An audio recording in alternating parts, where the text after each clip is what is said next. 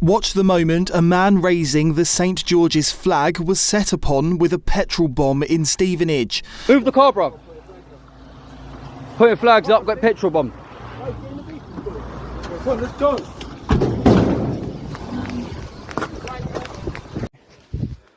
Just finished a night, 3 hours of flagging, and our boy has just been petrol bombed. Petrol bomb thrown at the car, smashed straight onto his head. Absolute scumbags. Absolute scumbags. As part of the Raising the Colours movement, a group of men had been out for 3 hours when a car allegedly pulled up and hurled a flammable object at the head of one of the men.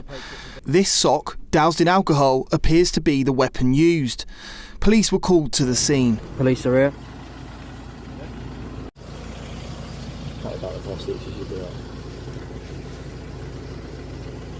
Did your hand cut as well? I thought you had lumps of flesh hanging off your hand. Yeah. Why are people such cowards using weapons? Cowards. Terrorist mate. What do you think about this, mate?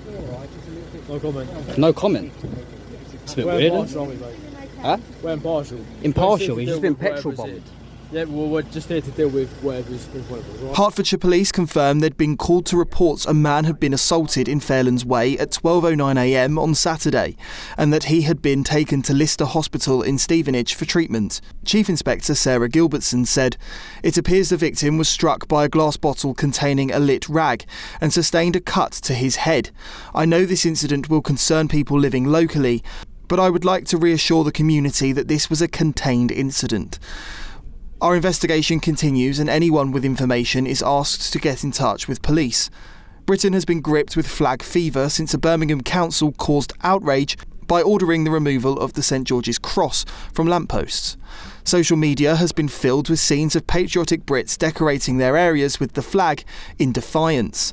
Hello, I'm Bev Turner. Now, it can feel like the money in our bank accounts at the moment does not keep up with the cost of living, and maybe there's a solution. I'm here today with the CEO of TallyMoney, Cameron Parry. Cameron, what is TallyMoney?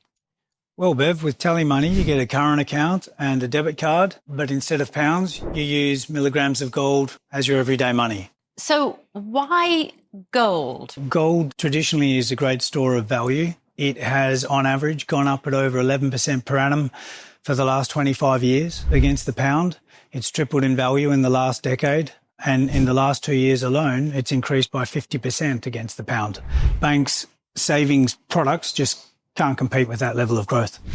But this isn't just about gold. This is about a currency that you guys have created at TallyMoney. Explain it to me as though I'm an idiot. So, look, people need to be able to hold their earnings and build their savings in a money that retains its value and remains in their legal control and remains theirs to access, away from government control. Great. You had me at not exposed to government control. You should feel safe and happy with your money. You should have peace of mind. The more money you see in your bank balance, and that's the type of thing we're trying to deliver, and give people choice in the type of money they get to use every day.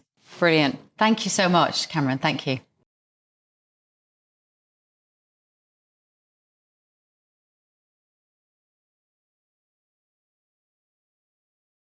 Conservative councillor Simon Morrell says he's proud of Birmingham's action. Now, flag wars have erupted across London and the nation after councils ordered the ripping down of Union Jack flags. But now York City Council, which has had a Labour majority administration since 2023, well, it's now promised to keep up the vast majority of flags, but it's taken some down from near an event. Confused? Well, let's try and make sense of it. I'm joined now by the Simon Morrell, the Conservative councillor for Frankly Great Park Ward in Birmingham. Simon, welcome to the show. So, of course, this nonsense started in Birmingham. You came on before and pointed out the fact that the area just simply seems to have a huge issue with the Union flag, and now this nonsense has spread nationwide.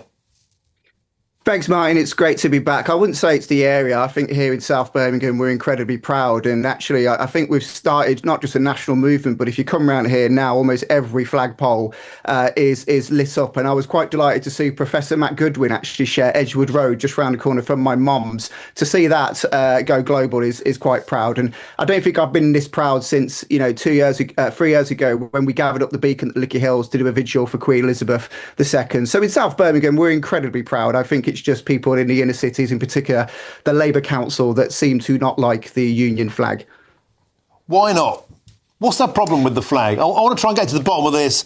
We discuss it all the time. What secret shame is there, or even now public shame, that the left have in the Union flag and the St George's flag? Well, I just think that some people from the Labour movement on the left, I don't think they understand the significance of the Union flag, and I think a lot of them often resort to projection. We've got a local community group on Facebook for the Rednall community group, and even yesterday there was a bunch of left-wingers in the community using false aliases, anonymous aliases, to basically slag off white working class communities across B45, not realising that what you're doing there is projection. You're being prejudiced to an entire community of people just for celebrating a flag. And what I would say to these people, actually, Martin, is I mentioned about VJ Day and how we should use that as an amnesty to celebrate the end of the Second World War. I went to a VJ Day event on Friday, and there was a mixed race lad at the back who looked quite timid and worried to be there. And I wasn't having any of that. So I went straight over and shook his hand and made him feel inclusive. There were veterans there. One wife of a veteran made him feel really great. And after the 2-minute silence, all the veterans were talking to him. And I went up to him at the end of the show and I shook his hand, and he gave me that non-verbal communication look in the eye to say thank you for making him feel inclusive. And on the drive home, Martin, I felt really sorry. I felt really bad, actually, because that shouldn't have to happen. People of all sorts of ethnic backgrounds should not feel intimidated to celebrate our Union flag. And the reason that is happening isn't because of some far right. Yes, there are some knuckle draggers out there, and no one's disputing that. But I think the reason, actually, is because the left in this country have consistently pushed a narrative that flag is not for everybody. And I think it's about time we reclaim that narrative and say, no, it is everybody's flag.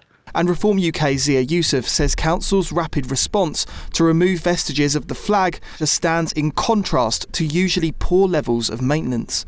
Shortly after Reform won so many council seats on May the 1st, Michelle, a lot of our councils passed motions, in fact I think almost all of them did, to say that the only flags that would be permitted to fly on council premises would be, these were English councils, so the St George flag, the Union flag, the council's flags and the flags of our armed forces and royal family. I think that's a great thing. I don't think political activism should be happening on council premises. And then with regards to these flags, and our councils have already very publicly said they would not be taking down, they would not be using taxpayer money to take the flags down. We should be proud of our flags. And we have to ask ourselves why people feel like this is so important to them. It's important to listen to people. And I will say this too, the point about the roundabout and things, you're already seeing these memes going around now on social media where people are going around painting the St George's flag onto potholes because they think otherwise utterly useless councils who say they're too broke and rubbish to do anything about potholes might actually turn up and fix them. And so that's the other big double standard there you go, there's a roundabout.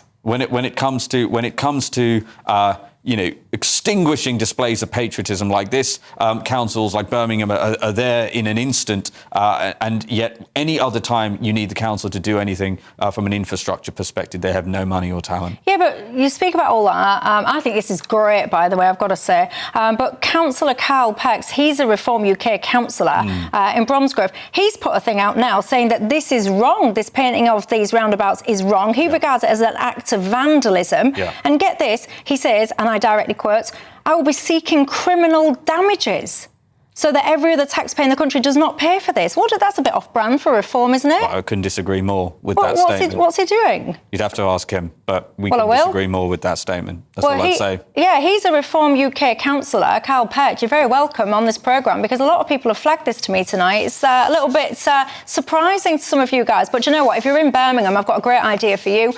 Get your wheelie bin, paint it as a St George flag. You've got your bin strike still there. That'd sort it out in a nanosecond.